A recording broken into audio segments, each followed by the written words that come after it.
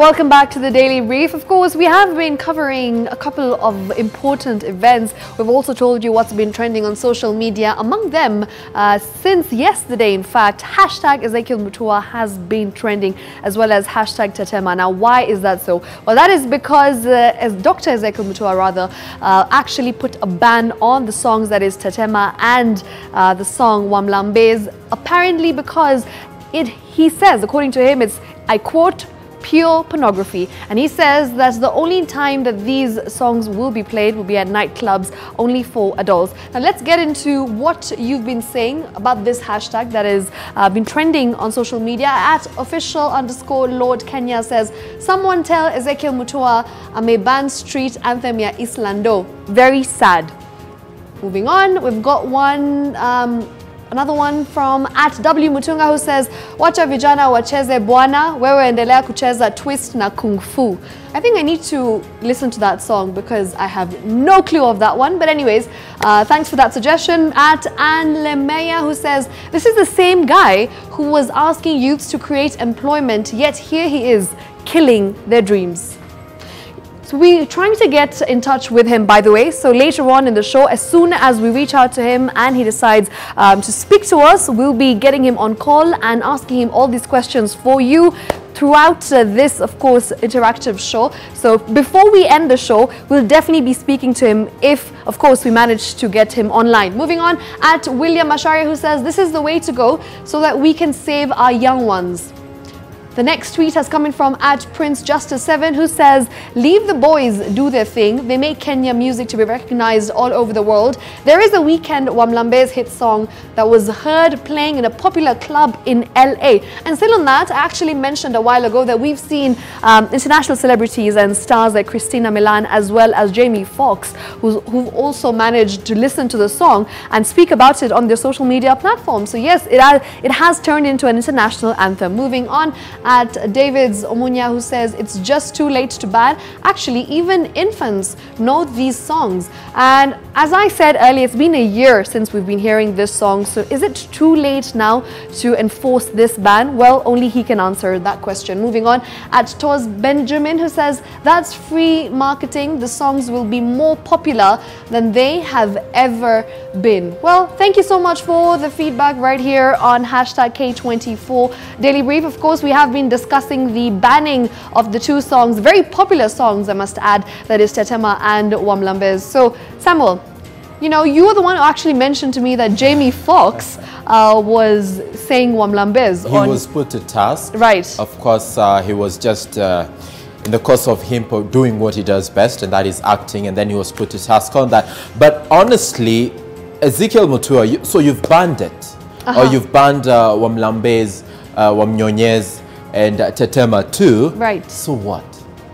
You know, it's not like it's criminal for you to actually do it. And what happens to Manyake? What happens to Juala? What happens to Pekejeng? And all those that have been, you know, used out there. So again, this is a man who has accused lions at the Nairobi National Park of being gay. Yeah. He's also the same man who has had issues with some of the statues that have been erected in Jomo Kenyatta International Airport. So now, you know what? We will have a lot, I'm very sure, in the course of the show. This particular story will be discussed, but also Shiksha would like to run some images that we're getting live right about now, and the images that you'll just see on your screen, you're getting them live from our team that is currently joined or has currently joined the Ministry of Environment in just a survey on the state of the Mau forest. Remember, phase 2 evictions are supposed to kick off any time from now. And earlier on, we saw legislators drawn from the Rift region demand to meet Cabinet Secretary Keriako Tobiko before these particular evictions are made, or they begin. So it will be important to see what is the essence of having this media tour? What will be the information we get from this particular tour as and when it is complete? Right about now, we've got our team right there, and we shall be interacting with them definitely in the course of our subsequent bulletins to establish exactly what will be the importance of this particular tour and what becomes of the conversation and some of the emerging issues that have come to the forefront courtesy of the upcoming Phase 2 Mau Forest evictions. Also, on that far end of our screen right about now, we've got the ongoing case of divorce case, for that matter, of Marianne Keitany versus Meru Senator Mithika Linturi. And as we told you earlier on, there was some tabling of receipts in as far as whether or not there was a union, there was a wedding that happened, be it traditional or otherwise, between the two. And we saw photos being displayed in court this day. And right about now, they're actually playing the videos that they've been in a position to get in as far as this particular case is concerned. So definitely we shall be interacting with this still in the course of our subsequent bulletins right here at K24 TV. It's not the only thing that has been going on today. We've had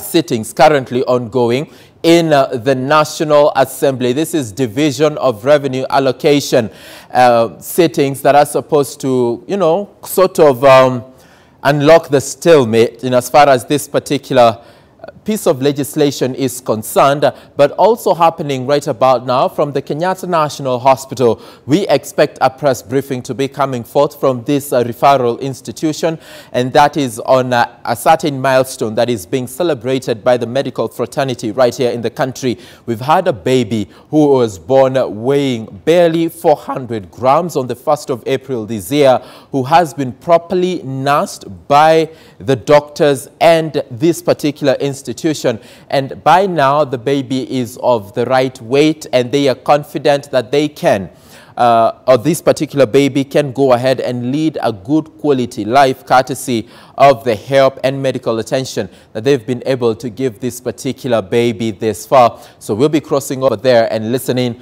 to what will be coming forth from the Kenyatta National Hospital. Now we are back in court, and still we're talking about this particular divorce case. It has been controversial, has been ongoing, and right about now would like to listen in to what exactly is happening in court. So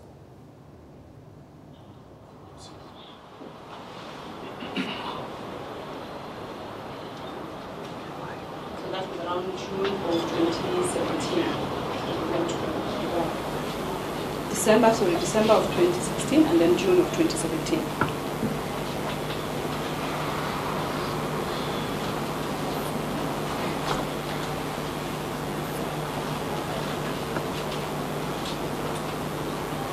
I think now that is the final finishes, all the finishes of the house.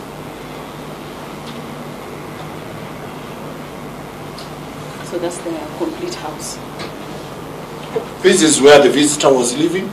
Yes, that's supposedly where the visitor was living.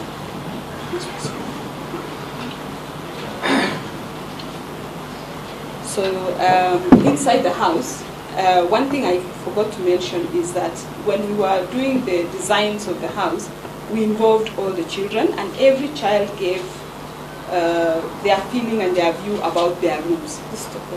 So their feelings and their views about their rooms. So the girls were very flowery, the boys were a bit subtle, and every child has their own room, and every child gave the specifications of what they want for their room. So the picture you see there is one of our daughters. She loved red, so our room is a red room. Proceed to see the same room. Then the next one is another girl, the adopted daughter. She's subtle. And this is one other girl. She printed her name at the top, at the ceiling. You can see the ceiling is written her name. What is the name in the ceiling? Go to the next one, I think you will see the name. I don't think we should be mentioning the names of the children, Your Honor. Let's leave it. Okay, thank you. Let's proceed.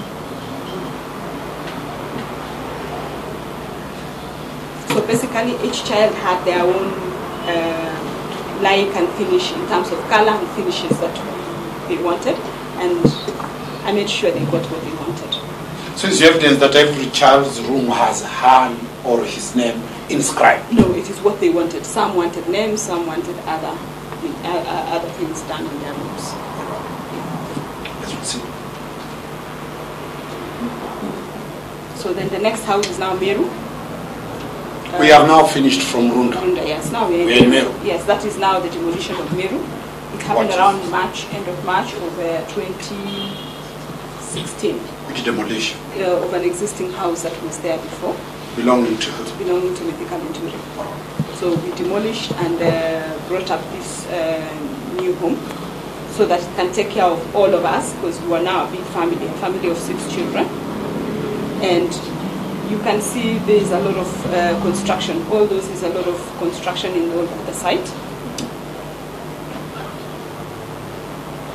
And just like the Runda house, we went for shopping together with Mythical Inturi in June of 2016 to go and buy the finishes for this house. And at that time, in June 2016, he bought me a ring, a wedding band, which I still have to date. So he bought the 2 of us wedding bands. I used to see him wearing, I don't know, I don't see him wearing now. Yeah, he has removed it. He no longer has it. But he's been wearing until a few months or days ago. So he bought the wedding bands, and we then bought the other materials. You can see me at the construction site with the workers. I supervised and paid for the construction of that house.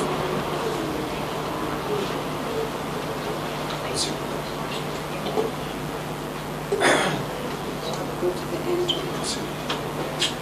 So that is now the complete structure of the house. If you can go a bit further, it should give you a final view. That's the final look and feel of the house. This is the residence of Senator and Mrs. Senator? Yes, in Meru. Meru.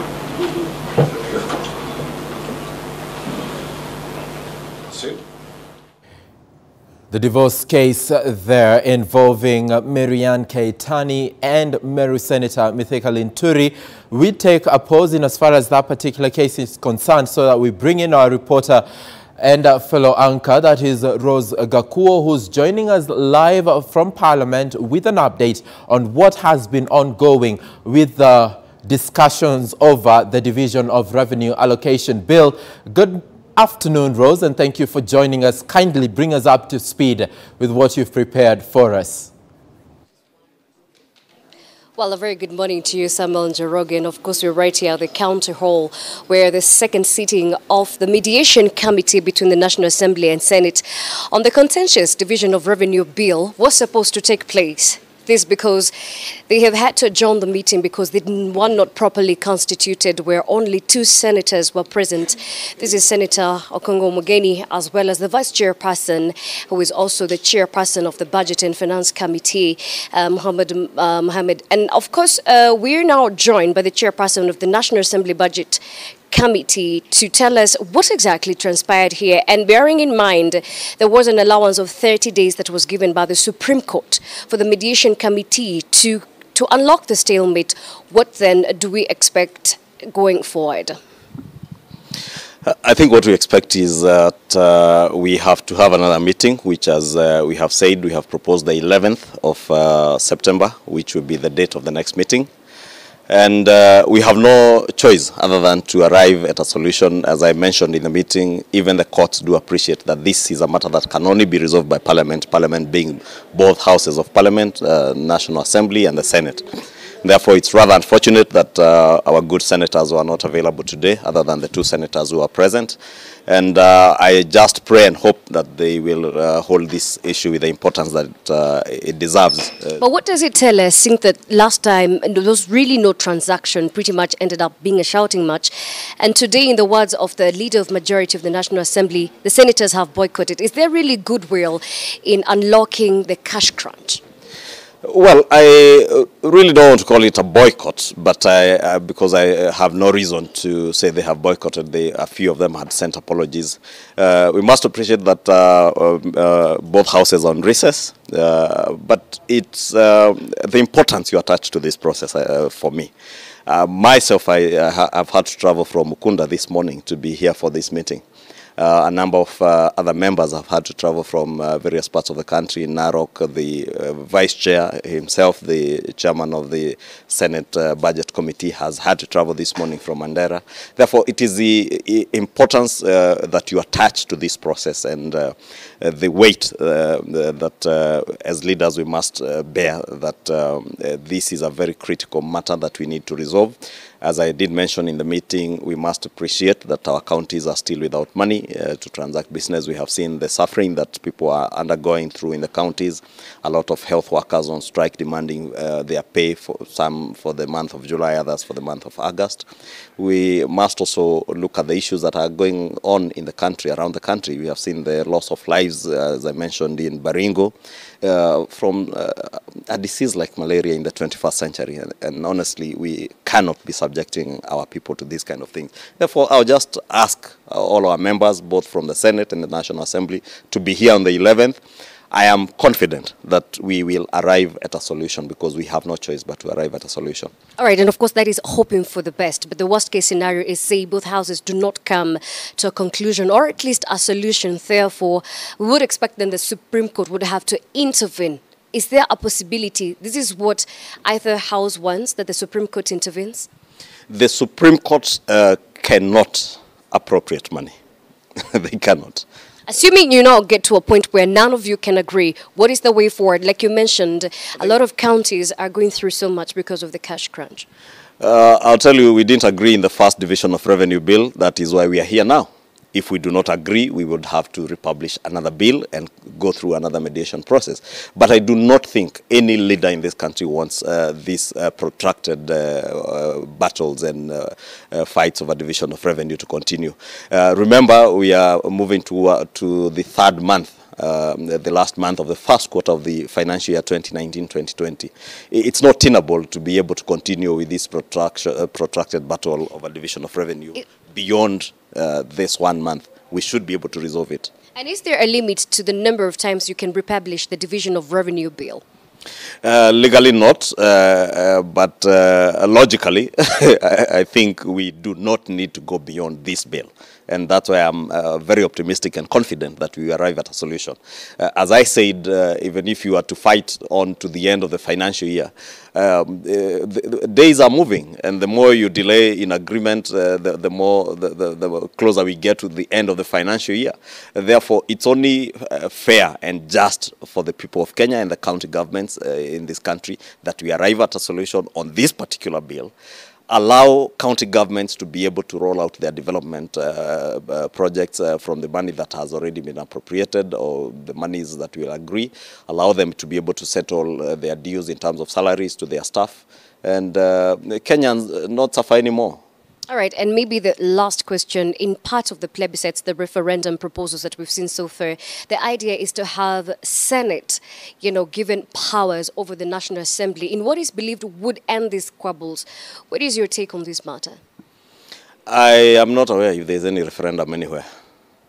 Some of the propositions that have been given, at least by some of them, including the Punguza Mizigo as well as the Building Bridges initiative, is to empower the Senate to have powers over the National Assembly. Is to make Senate the upper house, not really to make it more powerful. Is to make it the upper house that decisions made by the National Assembly then are ratified by the Senate, as happens in many other states where... Will this be a solution?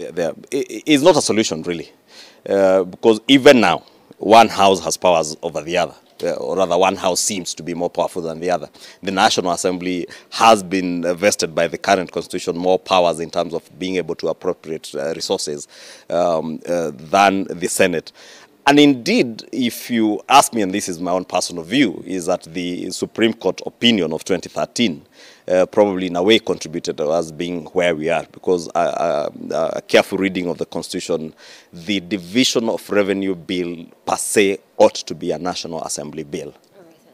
Well, many thanks right there. That is the chairperson of the National Assembly Budget and Finance Committee giving his stand on this matter, where this meeting between the Senate members and National Assembly members of the Mediation Committee has had to be adjourned to the 11th of the coming month because they would, or rather did not have a proper constitution. And remember, this is against the timeline given by the Supreme Court on the division of revenue bill. And of course, we'll be certain to update you on every step of this matter. Back to you now, Samuel. Thank you so much, Rose Gakuo, for that update live from County Hall. Provisions and interpretation of Article 113 of the Constitution clearly under test, even as members of the National Assembly and the Senate, the 18-member committee, deliberates on the way forward in as far as the Division of Revenue Allocation Bill 2019-2020 is concerned. You also remember that milestone that we're celebrating as a nation, courtesy of Kenyatta National Hospital. Well, that presser is currently ongoing, and I would like us to shift right to that venue and listen in to what it's all about. Journey was tough. They never shouted at us. They always kept on telling us, God will see you through. God will see the baby through. And this was, to us, this was a very positive moment for us, even to know that it is not only us. So we are happy that this baby has grown, is able to turn, can feed on demand, can cry when he is not happy. So we actually say this has grown to be a normal baby. And so we are grateful to God, because if it's a second baby who has been born 400 grams, the other baby being Baby Hope, whom we have actually followed up through the media and even in collaboration with the hospital. So far we are actually very excited about it. Yeah. Thank you very much, Dr. Miriam. As she has said, this is a very rare occasion. We have been around for the last 100 years, but we have only managed to take 2 babies. One of them is Baby Hope, as you can see. We always celebrate her birthday here, all of us, in dancing and jubilation. And we urge Kenyans, one of the things we would want Kenyans to learn is that, one, in the spirit of UHC, we are hoping that people will be getting early diagnosed, you'll be managed at the setup wherever you are, so that by the time such a thing is happening, we are only dealing with a referral system in Kenyatta. We want people also to be referred as early as possible before we get to complication. We are encouraging, and we also take this opportunity to thank the ministry, which has actually facilitated some of the facilities that we are using, some of the equipment that we are using that has made us be able to run a full-fledged newborn unit in Kenyatta. And we also thank you people for always being part of this hospital. We really encourage that some of these messages you take to the public, so that the Kenyans can learn that their health is our priority. And the faster you seek for health intervention, you don't come to the hospital at the end of the road. And also, we want to encourage, especially mothers, if we have to reduce the maternal and child mortality, people must adhere to the following up of antenatal clinics. It is very important, because some of the threats that cause mortality can actually be reduced if we were to engage in real antenatal follow-up. And I would thank you, all of you, for your time, and continue telling Kenyans what they need to know. Thank you very much, and I will give briefly the director a few, and then Dr. Magoha.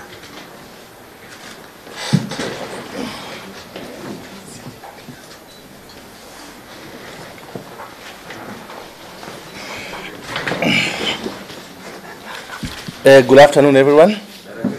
I think the CEO has ambushed me. I was not supposed to talk. But all I can say is that as a board of management, as the directors, I think we wish first of all to congratulate the mother and the father, and also congratulate our staff for the good job that you've done. We are actually very proud of what is happening in Kenyatta. We have on many occasions been on the news for the bad reasons, but I can tell you there are so many good things that are happening in this hospital. You all need to be coming here for your medical care and medical checkup. Just last 2 months ago, we were able to reduce fat from a gentleman who was weighing how much? 176. 176 kgs, and now he's now less than 150. He's now less than 150. This was just about 2 months ago, and you can see now what we've done to this young baby. And there are so many other things that we are committed to give full support to this hospital. What I can assure you is that the young baby has been emulated. He's been counted among all other children who have been born in this hospital. So everybody in this hospital actually, during this census, we have made sure and we put all efforts to make sure that no one is left out. And we will continue supporting the management, supporting our doctors, our nurses, and all our workers in this hospital to make sure that we continue giving services to the Kenyans and to continue not only services but quality services, and making sure that when you are being discharged from Kenyatta National Hospital, you are being discharged in dignity and in good health. Thank you. Thank you very much. Baby Hope, come.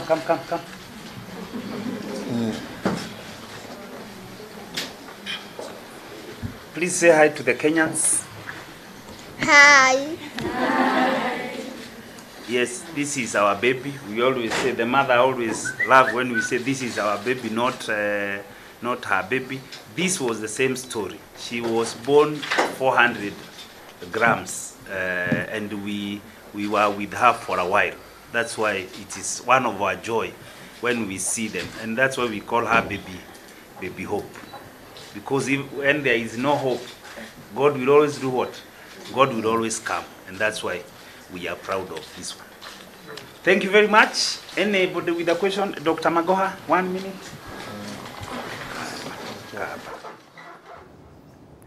What a high note to end this particular show today. Of course, we've seen various people from or stakeholders from the Kenyatta National Hospital, key among them the doctors that have been involved in this particular process, together with the board of directors represented there by Stanley Kamau, formerly of Ahadi Kenya. Shiksha Arora, I don't know, watching this particular kind of stories, what that exactly does to you. Of course, I mean, the doctors can definitely sleep happy and accomplished tonight because of that achievement there. It is quite an amazing story indeed, and one that has touched the hearts of many people, especially those who work within the medical department and the medical ministry here in Kenya. So something that they will put to their CV and show off with absolute pride. And she has touched people, including you and I, right? Definitely. Absolutely. Thank you so much for watching the Daily Brief today. It has been a pleasure briefing you on exactly what has been happening around you.